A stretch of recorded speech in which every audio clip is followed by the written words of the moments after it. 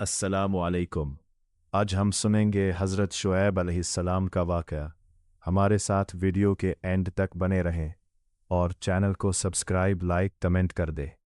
शुएब अलैहिस्सलाम की कौम में एक बुराइयां थीं कि वो नाप तोल में कमी बेसी करते थे, तो इस पर अल्लाह का बहुत बड़ा अज़ाब या हज़रत शुएब अलैहिस्सलाम का वाक़या कुरान करीम के कई मकामात मसलन सूरह आराफ, सूरह हूद और सूरह शुआरा में तफसील से ज़िक्र हुआ है। आपको ख़तीबुल अंबिया कहा जाता है क्योंकि आपकी गुफ्तगू बहुत मुदल्लल और फ़साहत व बलागत से भरपूर होती थी। हज़रत शुएब अलैहिस्सलाम की कौम और उनके वाक़े के अहम निकात दर्ज झैल है। एक कौम मदियन और उनकी गुमराही। हज़रत शुएब अलैहिस्सलाम को मदियन के रहने वालों की तरफ भेजा गया था। ये लोग अरब के कबाइल में से थे और तिजारत पेशा थे। इनमें दो बड़ी बुराइयां थीं। शिर्क, वो अल्लाह के साथ दूसरों की इबादत करते थे। नाप तोल में कमी, वो तिजारत में बददयानती करते थे, लोगों को चीज़ें कम देते और पैसे ज़्यादा लेते। इसके अलावा वो रास्तों में बैठकर लोगों को लूटते भी थे। 2. हज़रत शुएब अलैहिस्सलाम की दावत। आप अलैहिस्सलाम ने अपनी कौम को बहुत प्यार और अक्ल व दानिश से समझाया।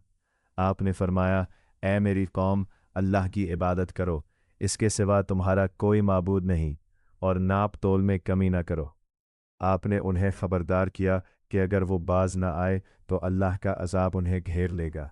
लेकिन कौम ने उनका मजाक उड़ाया और कहा, ऐ शुएब, क्या तुम्हारी नमाज तुम्हें यह सिखाती है कि हम इन माबूदों को छोड़ दें जिन्हें हमारे बाप दादा पूजते थे?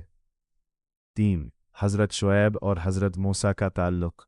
तारीख़ी और तफसीरी रिवायात के मुताबिक जब हज़रत मूसा अलैहिस्सलाम मिस्र से हिजरत करके मदियन पहुँचे थे तो उन्होंने हज़रत शुएब अलैहिस्सलाम के पास क़याम किया था। हज़रत मूसा ने 8 या 10 साल तक इनकी बकरियाँ चराईं और फिर हज़रत शुएब की साहिबजादी से इनका निकाह हुआ। अज़ाब इलाही।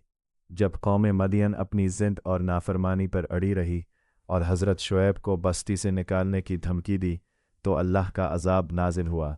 इन पर अज़ाब की 2 सूरतें बयान की गई हैं। सख्त ज़लज़ला और चिंगाड़, एक हौलनाक आवाज़ और ज़लज़ले ने उन्हें आ लिया। बादल का अज़ाब यौमुज़्ज़िल्ला, इन पर एक बादल छा गया जिससे आग बरसना शुरू हुई और वो सब अपनी बस्तियों में ऊंधे पड़े रह गए। 5. निजात पाने वाले। अल्लाह ताला ने अपनी रहमत से हज़रत शुएब अलैहिस्सलाम और उनके साथ मौजूद ईमान वालों को इस हौलनाक अज़ाब से बचा लिया। इसके बाद आपने अपनी कौम की तबाही पर दुख का इजहार करते हुए फरमाया कि मैंने तो तुम्हें अल्लाह का पैगाम पहुंचा दिया था। सबक।